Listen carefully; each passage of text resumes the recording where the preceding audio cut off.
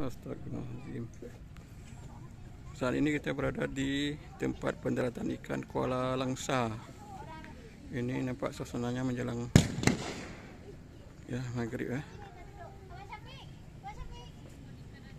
Dati jatuh.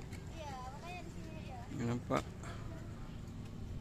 suasana jelang maghrib nih, matahari mulai terbenam. Sangat indah.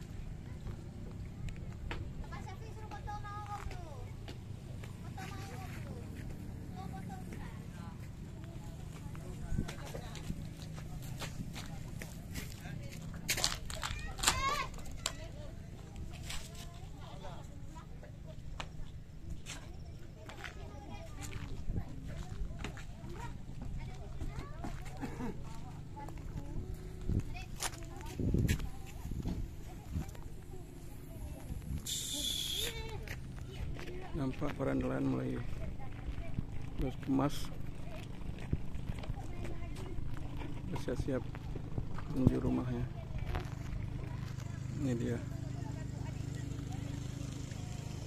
kesibukan menjelang maghrib di pendaratan ikan Kuala Langsa.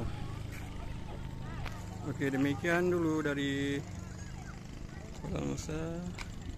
Assalamualaikum warahmatullahi wabarakatuh.